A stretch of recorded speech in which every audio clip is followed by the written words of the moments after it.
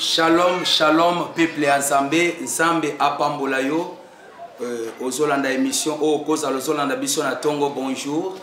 Okoki koza lozolanda biso na pokwa bonsoir.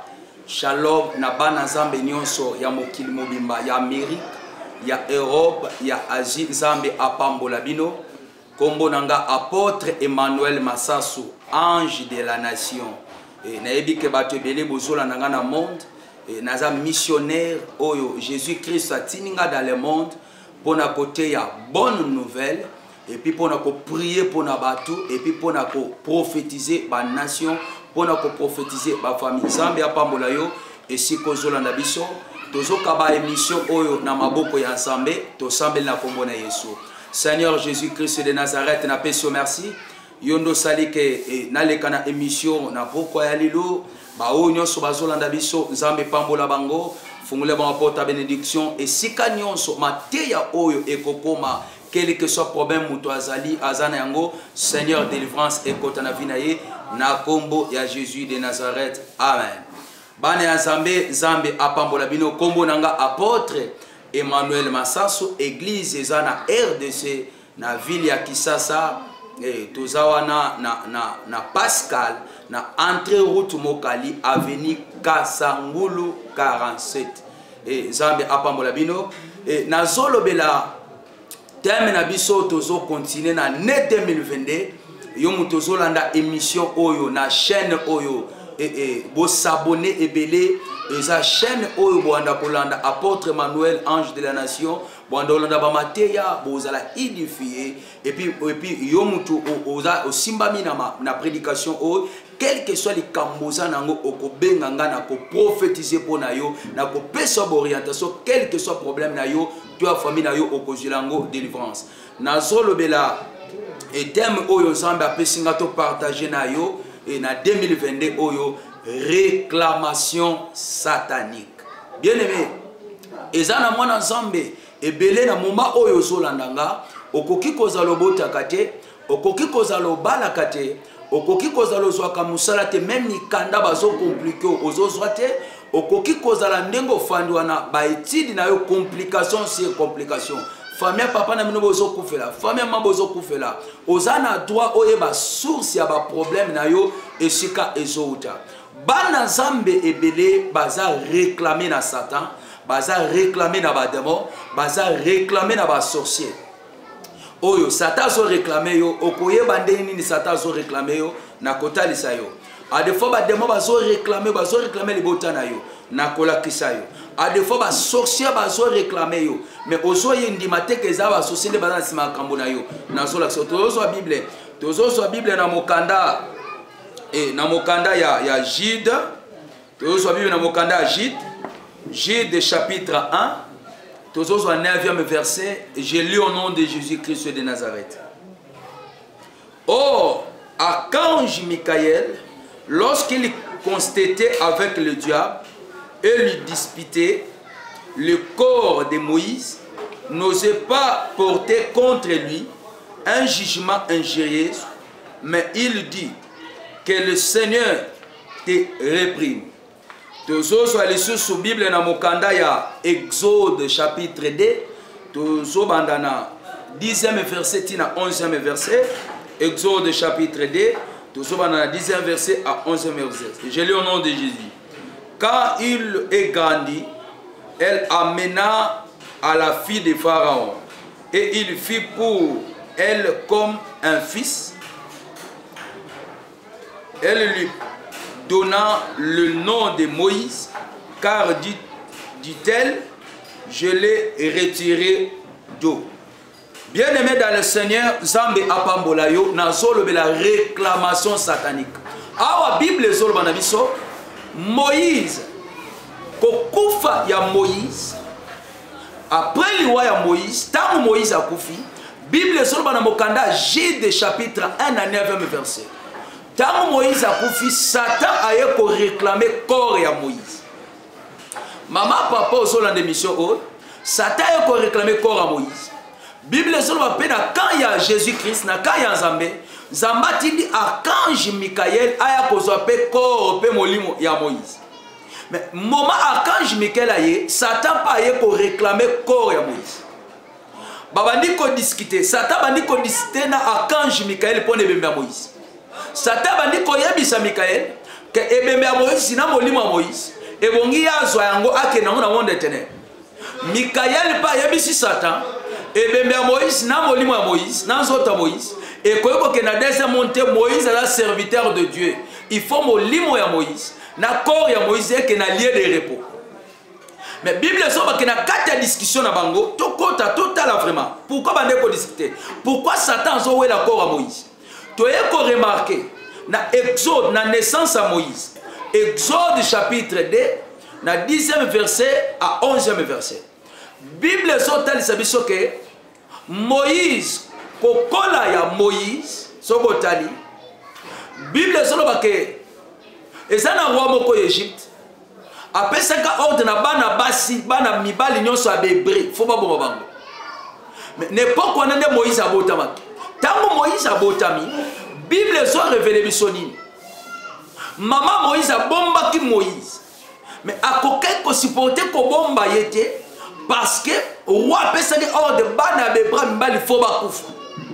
Mais bien aimé dans le Seigneur. Na lingi na biso que maman ko bomba yote. Papa kokobomba yote soki Satan atelemi. Bande ko ba kokobomba yote soki mi pepe deuxième monde de telemeli. Maman Moïse loka koka koba Moïse te. Asala ki Moïse kesi. Et azui kesi wana ayeko chango pene ya ebale. Maman papa, oyebi bisika ba chaki Moïse pene bale. Et ça danger parce que pene ya mai ba nguma bazali. Pene ya mai ba hippopotame bazali. Pene ya mai ba crocodile bazali. Mais Bible ezoloba Moïse na kata kesi ba nyama mabe ba koka kolia Moïse te parce que kesi o maman Moïse a cela dit Moïse et là qui kesi ali benete mais kesi ali baya. Kesi ali baya et so représenter croix ya Jésus Christ de Nazareth. Donc Moïse a bomba maki na kata ya croix. Ne Bible ezotali sabiso. Mwana ya Pharaon ayaki ne bale pona ko sokola ayeko mona bébé moko azolela. Ameki ko se renseigner moni que za bébé ya ba hébreu. Ne Bible zo la kisabiso mwana ya Moïse ayebisaki ba servante na ye ba lukela ye hébreu moko abokolele mwana. Et ye ko tomber kaka na mama ya Moïse. Bien aimé dans le Seigneur. Maman Moïse a su Moïse abandi ko bokola ye. Mwana Pharaon azo futa ke chaque mois. Bible zo lobi ke kokola ya Moïse. Tant Moïse a koli. Bible yeko tali sabiso kokola Moïse. Bible zo révèle biso que mwana ya Pharaon atindi ba servante na ba kende kozwa Moïse abokola ye. Mwana Pharaon zui Moïse abandi ko bokola Moïse. Moïse akola ki na ndako ya Pharaon. Mwana Pharaon adoptaki Moïse. Moïse aliaki na mbongo ya Pharaon. Moïse abandi kolata na mbongo ya Pharaon. Moïse établira que lokola prince na kati ya ndako ya Pharaon pe na kati Égypte mobima. Tala bisika Satan azokotela Moïse. Na kokola Moïse. Soko Exode 2, obani na 10, 11 obani kokita. Bible yako révélé biso. Jour moko Moïse azotambola na Égypte. Ayeko mona hébreu moko na égyptien bazobunda. Ne Bible zotalisa biso. Moïse akeko kotela ndeko na ye hébreu. Moïse a zui égyptien abomi égyptien. Koboma abomi égyptien akundi égyptien. Bible zoba ke sangwane eko panzana ke Moïse abomi égyptien. Pharaon comme eko kana Moïse abomai. Nde salaki Moïse akima akena peya ba mandia. Bien aimé dans le Seigneur. Donc na parcours ya Moïse et loko sali que Satan a réclamé Moïse. Ezanine Moïse abomaki na. Maka comme ça nzambe mais na parcours ne abomaki. Yo mutolongola zemi. Satan ko réclamo kaka na zemi yo longola. Yo mutokota na kwa manga. O sacrifier bato. Lelo Satan côté mais la cause makila wana. Parce que Bible solo bana biso mukolo kayen abomaka Abel. Makila ya Abel ganga kana lola epai ya Nzambe. Bazemi olongola. Bazemi olongola sabana bato. Nanzela makila na Satan ko réclamer au frère. Satan ko combattre yo. Nanzela bazemi olongola se. Satan ko kanga mabota na yo. Satan ko permettre obali na yo mais bakangi yo mabota. Na bazemi olongola. Satan ko telemela yo balate. Lobi yo fongwa bate. Bien aimé makila mutu. basaka nango te. Bible eko révélé biso que Satan a quelque réclamé corps ya Moïse parce que Moïse a kolaki na ndako ya Pharaon, aliaki na mbongo ya Pharaon, na pokwa lozo na biso to na tongo zola na biso, muto abokola yo, soka zandoki, akoki kotelemela yo. Mutu oya boti yo, soka zana misala mabe, akoki kokombattre yo. Muto atangisa ba université, muto atangisa yo, soka za mutu moko ya monde des ténèbres, to kilitiste, akoki ko réclamer vino bongate, akoki ko réclamer toile na yo bongate. Soko remarqué Moïse, Satan a réclamé pour nani parce que Pharaon a mutu ya Satan. Pharaon a tchaka Moïse y prince. Pharaon a bokolaka Moïse. Na ko bokolo Pharaon bokolaka ye. Lokolo Pharaon a aja ya diable. Par l'année Lucifer a côté pour na ko réclamer corps ya Moïse. Nanya bokola yo. Okola na famille nini. Boruti na origine nini. Origine na bino. Famille maman na bino. A des fois la famille moko abondoki. A des fois la famille moko abakodia. Famille papa na bino sola nanga. A des fois la famille moko abokilitiste bazala. Satan ko réclamer bino bobalate. Satan ko réclamer betoile na bino. Remarquez na origine na bino. Okomwa na famille papa na bino banganga bazala. Ba chef kuntime bazala. Bozana sawana ya banganga. Bozana sawana ba chef kuntime. Satan ko réclamer yo. Satan ko réclamer famille na bino. Ozola nanga en étranger. À des fois, au côté de Mikana, nous suppose au Mukanda, au Swakangote, combat sur combat, et ça réclamation à Satan, et ça réclamation à démon. Aux années de faux, ça l'a qu'un bongo, le long bongo, c'est un bongo de Kendawa. Satan t'a réclamé au Sunayo, Satan t'a réclamé Mitukanayo, t'as la santé dans un des comment, aux aka moi si mon nene, mais quand capable de santé de cela, Satan réclame santé d'ailleurs, aux années qui m'ont bali moko, aux années qui m'ont brûlé. Aux années qui m'ont levé, on va soutenir dans le monde. Mais dans le kita, et ça Lucifer, tu vas sorcier, tu vas démon, ne va réclamer vos junayo. Bien aimé, mais Bible sont dans les sabiso. Discussion à Satan, na discussion à Satan, na Michael. Bible est pour révéler que Michael n'a pas rien zamba et kolonga a délivré Moïse na maboko ya Satan. Oh ya Satan ya prophétie. Oh, il y a délivrance. Parce que la Bible est dans Joël chapitre 2, dans 28e verset.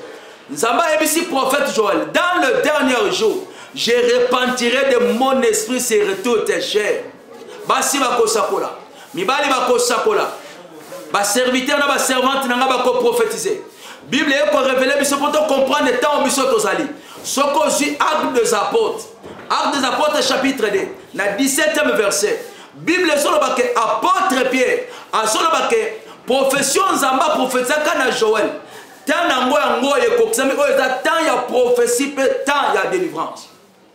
Bible sur le baquet archange Michael a délivré Moïse na réclamation satanique.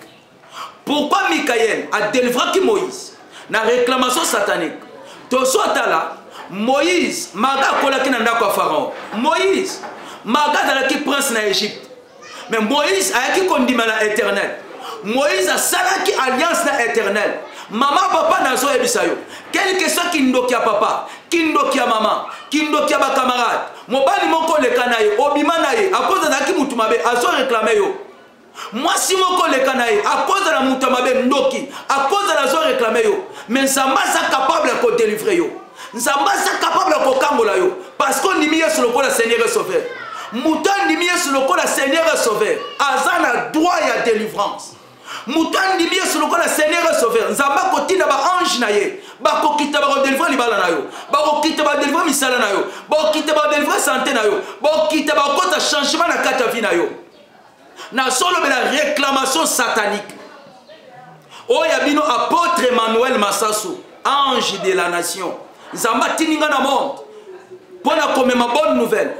Pour nous prophétiser, pour nous orienter, pour nous ma délivrance. Nabao nyos aussi balemba, nabao baza découragé. S'il y a de faux prophètes, il y a aussi des vrais. S'il y a de faux des apôtres, il y a aussi des vrais. Bao yanzambe bazali. Bisiko sola nangai, okoki kozala butu na yo, ezala butu moko mystique. Butu ezala butu moko ya malade. Butu ezala causa tourmenter na l'esprit. Tant il y a délivrance ne se koki. na butu na osokolali nzamba lotisaka yo nzamba lobelaka yo mo comprendre ka nzambe te mwana ya nzambe metala satan ninga azolesa yo biloko ya butu mwana nzamba aliaka na butu te me yo bandoto nyonso ekomaka kolia na butu mwana nzamba akendaka bafete ya butu te yo bandoto nyonso yakaka bafete ya butu mwana ya nzamba abalaka na moyo yo na butu bandoto ezaka ya barelation sexuelle na basi ya butu barelation sexuelle na mibali ya butu oza réclamer na bamariage ya butu tala na bandoto na yo bandoto ezaka kopumbwe bandoto na moko ezaka kaka mystique oza na monde satanique Satan koseso ba alliance na bandoto Satan koseso ba alliance mutazo kabele loko ako sala na yo alliance mabe muta kabele lamba ko sala na alliance mabe muto asunga na ba minerva la tangisa go sala ba alliance na mabe mobali moko sangisa na nzoto ako sala ba alliance mabe mwasi moko sangisa na nzoto ako sala ba alliance mabe ta ya délivrance na yo sekoki na zolo la réclamation satanique. Même aux hommes sali en Zambé, Satan quoi réclamer yo. Tala na parcours na yo. A défaut mana basé. Na parcours na yo. A défaut longo sa bana ba troisième. Ko kan Satan que son homme sali en Zambé, Satan quoi réclamer yo te. Bible solo ba que Moïse, homme de Dieu puissant, mais Satan est ko réclamer corps à Moïse. Parce que parcours à Moïse a bomaka mutu. Parcours à Moïse a kona kana ndako andoki. Moïse aliaka biloko andoki. Ne permettant que Satan ya ko réclamer. Réclamation satanique. Ce que na mokanda dans Zambé, otali na Bible, okomona mokanda Zambé na Luc 13, Luc 13 na 10e verset. Bible zotali sabiso. Eza na mama moko. Azalaki mama moko malam. Vinenge bandeko kene tutwa. Mais Satan yaki kokota na vie ya mama oyo. Babenge femme courbée na Bible, na Luc 13 10. Bible zolo que Satan tanga koti na vie ya mama oyo. Via maman ezalaki tout droit. Maman komi ya kotengama. Ok, Satan na kotenge na vie akanga e ba chaîne. La Bible soba que maman oyo akende ko luka ya délivrance na kati église. N'importe que Seigneur Jésus azalaki na synagogue. Maman Yesu atei. Yesu ebisi maman azalaki courbée femme. Tu es délivré de ton infirmité. Yesu a composé maman au lobo. Maman a eu délivrance. Mais Bible soba que ba sacrificateur bazalaki wana ba sepelti na délivrance au Seigneur après ça qui maman au bien-aimé. Bible solo banangai Yesu ayebisi bango alobi mama wa bomonyo Satan kota na kati ya vie na ye. Satan kanga ye pendant 18 ans aza na kati ya ba chaîne ya Satan aza fille d'Abraham. Pourquoi besoin d'ingatazo à délivrance? Bien aimé, comment on a Satan de soi dans la vie na yo. O comment on a démon de soi dans la vie na yo. Mais l'autre que ça va comprendre que Satan simba yo. Et l'autre que ça va comprendre que ba démon va dans la vie na yo. Tout le monde va simba yo. O comment on a mabale simba te.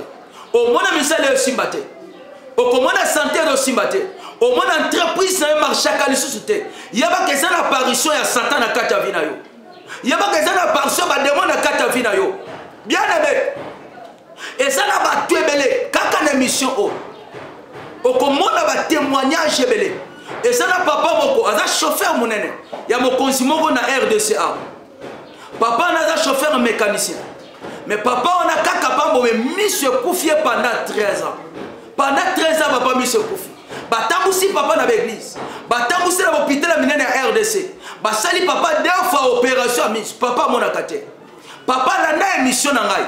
Ayana église na sakoli pona papa na sambeli papa na église na miso abana na ye papa 13 ans bakanga miso na ndeko na ye ndeko na sacrifier miso na pona mbo mais papa ye na prophétiser na prier pona papa l'église papa miso na fongami aveugle à 13 ans bana na l'église bazolela okomona ba témoignage basi ya kitoko mabale ezate na église. Mais baye ok te ba tchabango esprit sirène bazo so mabal ezo simbate na prier pour na bango délivrance ekoti okomona ba témoignage et ça na ba siebele bazo botate bato baza na ba sida bazo benga bazo en église nazo prier pour na bango Seigneur Jésus de Nazareth azo opérer miracle azo opérer même délivrance.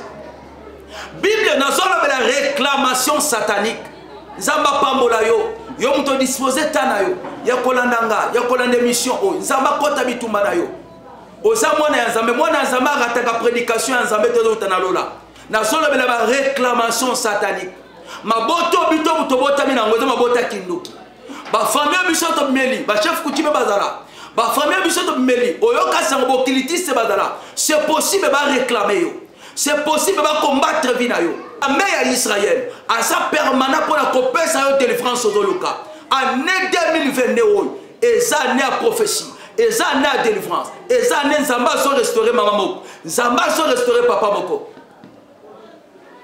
Bible solo banangai aussi sous na kati ya Bible na mokanda ya Luc 22 31 Bible so talisa biso esquisse Bible so talisa biso na Luc 22 Bible solo banabiso Luc 22 31 soko tangi Bible so révélé biso par réclamation satanique Yesu afandi na ba disciple mais Bible so talisa biso nini ba yekoni bazomona Satan te mais Seigneur azomona Lucifer tango azoya mission nzamba pesi yo na mission melimo nzamba pesi basala nzambe dalaka ndenge moko te basala nzamba pesi bango mission ya komona makambo ezo na butuna makambo ezo na moyo ya koyebiso makambo oyo ezala kata vino me yo yebaka te Bible solo ba ke Satan aya ko réclamer apôtre Pierre azala ki pécheur apôtre Pierre oyo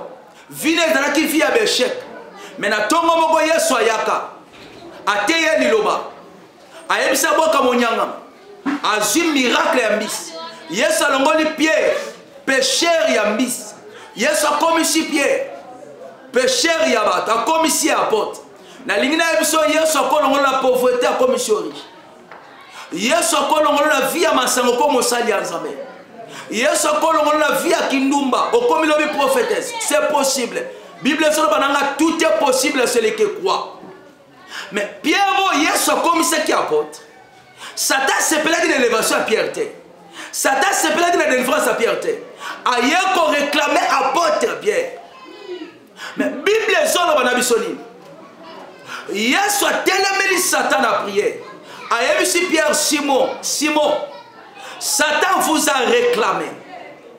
Satan réclamé pour na akalinga lokola forma. Mais ngana sambeli pona yo afin kazwa yo te. Prière ya mosali ya Nzambe eza na puissance ya ko délivrer yo na maboka banduki. Prière ya mosali ya Nzambe eza capable ko bimisa loko na monde éternel. Prière ya mosali ya Nzambe eza capable ko longola maladi kati na yo. Yesu akangoli Pierre na maboko ya Satan na nzela kaka ya prière. Ko sakana kana vie de prière te. Luka na kata vie na yo. Nzamba za na première position. Luka na kata ndako na yo. Prière za na première position. Malgré Satan yaki ko réclamer Pierre. Mais Bible zo révélé biso. Yesu asambeli pona Pierre afin que Satan soit été. Et puis Satan kokai kozwa Pierre te. Kaka pona prier. Bien aimé dans le Seigneur. Mokilio zo mona oyo. Bible solo bana bokanda Jean chapitre 10. Moyibi ayaka pona koiba. Moyibi ayaka pona ko détruire. Moyibi ayaka pona koboma. Moyibi amwezane neza Satan. Moyibi amwezane neza ba démon. Moyibi amwezane neza ba sorcier. Moma ba koya pona kozelo kono yo koyeba te. Mais Nzambe nda komona et puis ako révéler ba serviteur na ye. Osola ndanga na minute oyo. Okoza na butu. Okoza na tongo sola na émission oyo. Nzambe apambola yo. Nzambe ma délivrance na kata vina yo. Bana ko tala parcours ya vina yo. Tozono be la réclamation satanique. Ozawana na vina yo. Mobali moko leka de kala. Molota ke kinolo na bandoto bala déjà. Ozawana na vina yo. Oshoba la papa. Mais fimoko ya kala. Ayaka souvent na bandoto na yo. Nzamba so révélo ezana ba alliance moko esalama. Ozo sengo zo délivrance. Ozawana na Europe. Ozana de fois en Amérique. Mais yo lota ke Europe te. Yo zo lota Kisasa. Ozana étranger. Ozo lota village natal na bino. Ozana étranger. Ozo lota na Afrika isika yo utela. Nzamba zo la kisa yo bazo réclamer yo. Nzamba zo la kisa bakanga na mboka. Osana mwana na Nzambe. Tout le temps na kata bandoto na yo. Bandoto les ala kaka ya kosala bilanga ba commissaire esclave. Osana mwana na Nzambe. Lelo vino tala vino malam. Kindumba eza bana Nzambe te. Mais Satan so rikamo na kata kindumba. Via masanga via ambiance. Eza via bana na Nzambe te. Satan so rikamo na kata ambiance wana. Bana kotala via ki lesbienne. Oh eza na vina yo. Eza vina yo te. Eza Satan mutaso rikamo na via ki lesbienne. Bana kotala vino malam. Via ki pédé ozanango. Eza via Nzamba ponela yo te. Eza Satan so réclamo na kata bakambwana. Tant il y a délivrance ne kokima ser mon frère. Mokili oso moni koleka. Sentiment mokili moni koleka. Mais linga lobi na yo. Tant mokili koleka. Ofanda pena Yesu. Mais pour faut pas na pena Yesu. Fondi ma Yesu lokola Seigneur et Sauveur. Zamba pambolo bisika yo zolanda. Comme on a apôtre Emmanuel Massasso. Ange de la nation. Zamba pambola yo. Tana parcours à vida yo. Na solo la réclamation satanique. Okomona ba témoignage. Okomona ba délivrance. Okomona ngoming na kata chaîne na biso oyo. Tana parcours no madame. Satan zo réclamo wapi. Osana de fois. O melana makila na mobile no moko akala. Parce que zana belé na bolingo. Et belé na kata bolingo. Ba komati na niveau yo melana makila na kata bolingo. Boko tia niveau omela na makila. Mobali moko omela na makila bokabona naye, eza na alliance salama.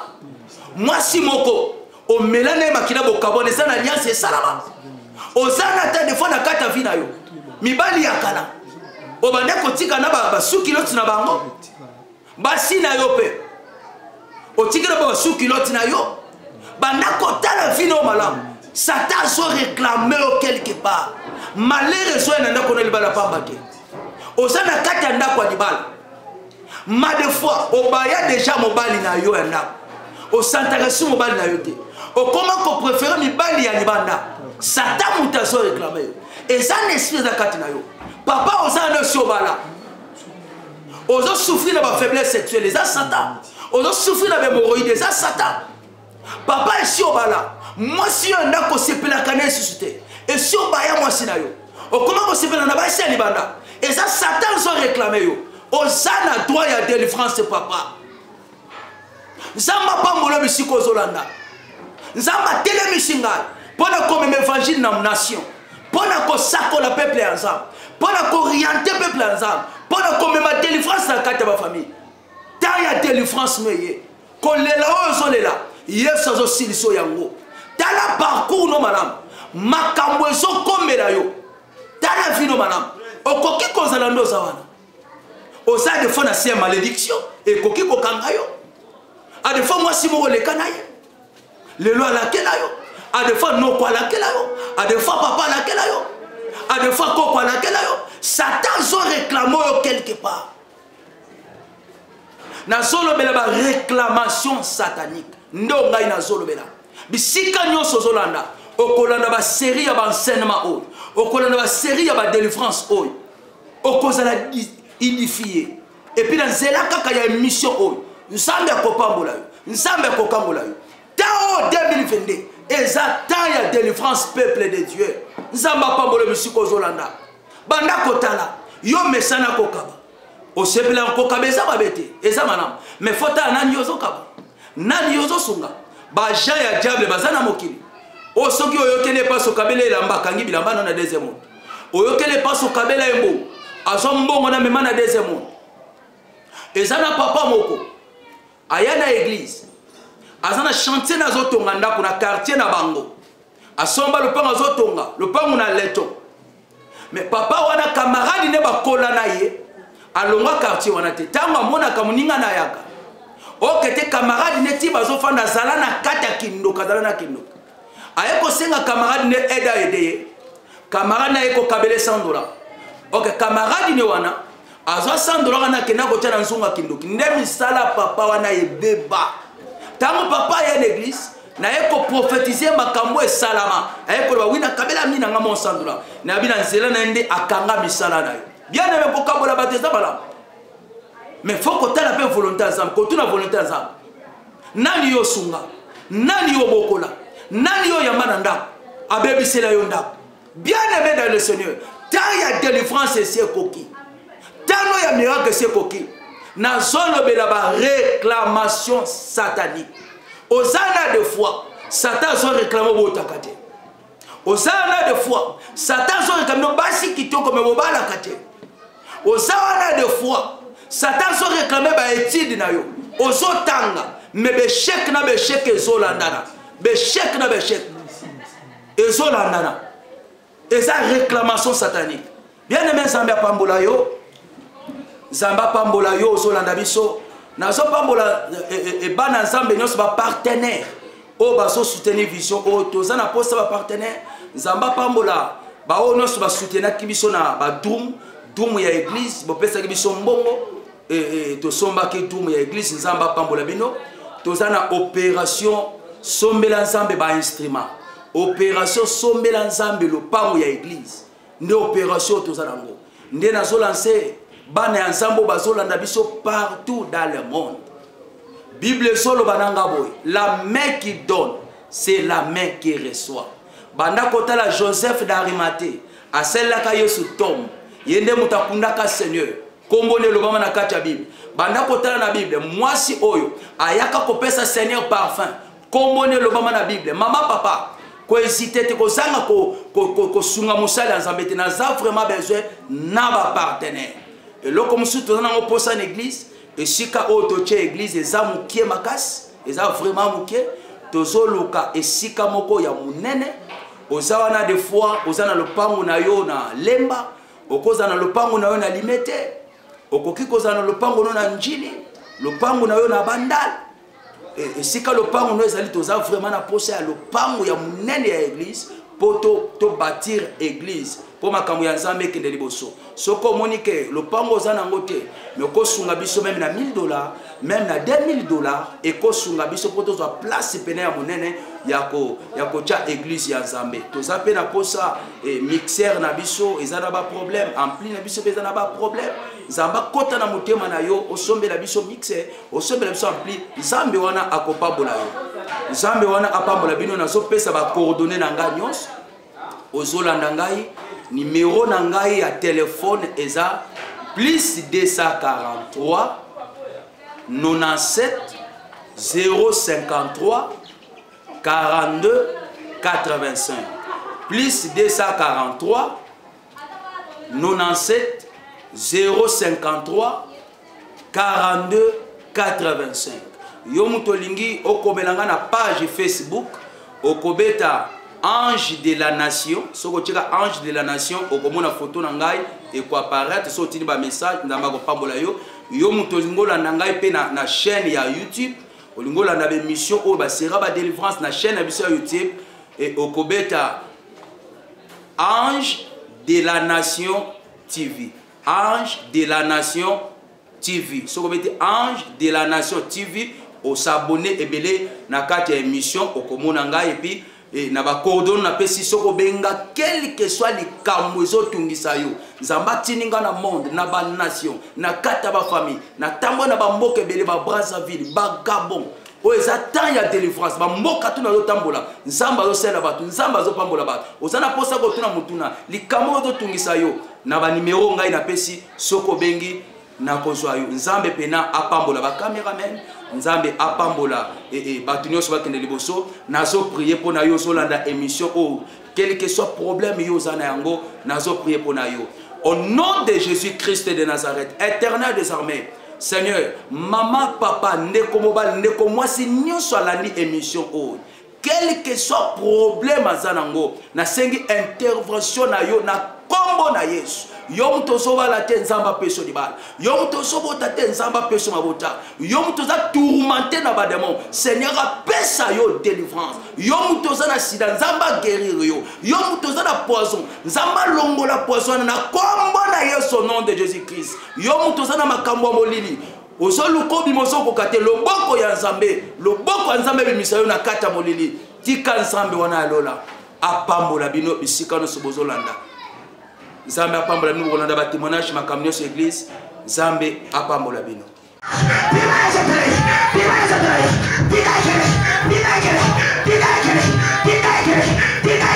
fire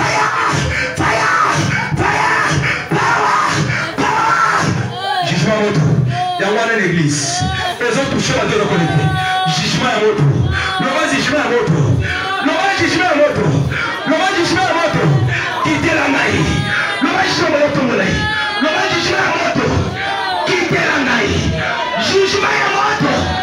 Kontakati na ngai. Jugement à moto. Sima ngai.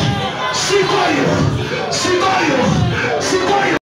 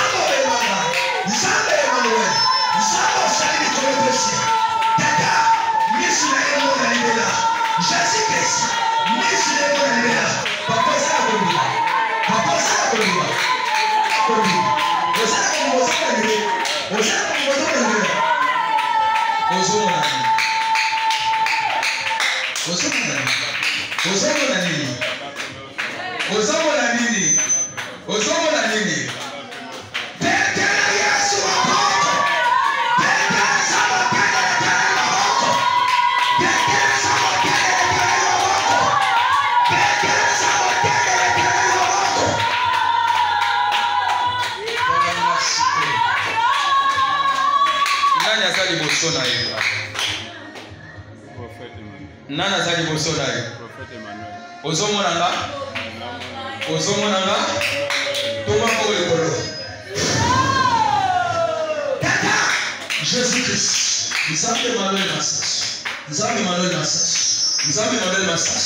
L'eau les a ouverts. Nzambe Emmanuel Massas. L'eau les a ouverts. Na sengi traitement ya misu siko. Nzambe Emmanuel Massas. Traitement ya misu. Misu nemo na clé. Nzambe Emmanuel Massas. Misu nemo na clé. Nzambe Emmanuel Massas. Misu nemo na clé. Nzambe Emmanuel Massas. Misu nemo na clé. Nzambe Emmanuel Massas. Misu nemo na clé. Data. Na butu. Protocole zara na shimana. Na butu. Otani shimana zobonde la aveugle amoni. Na ebisi mwasi opesa ngai. Na ebisi na loti na bondeli aveugle amoni. Samba ebisi na kobondela moto akomona. Okosaki nga te na ndoto. Merci parce que ozaka kananga. Okonfirme ngai kotike ngai te ozana. Na peso merci. Misu na ye emona clé. Amona clé. Amona clé. Amona clé. Flou ezalaki. Flou eke. Molili batinda keyaka. Molili elongwa na misu na yo. Omona clé. Au nom de Jésus-Christ de Nazareth. Au nom de Jésus-Christ de Nazareth. Au nom de Jésus-Christ de Nazareth. Osana kondime kozomona clair ya clair. Batuninga na lola osana kondime kozomona clair siko. Osana kondime. Osana kondime. Osana kondime. Loba Jésus na mona gloire na. Jésus na mona gloire no éclater katinanga. Loba Jésus na mona gloire na. Jésus na mona gloire no éclater katinanga. Loba Jésus na mona gloire na. Jésus na mona gloire no éclater katinanga. Fongola misita. Ozomona nani liboso? Ozomona nani? Ozomona nga? Omonika? Omonika? Let's go.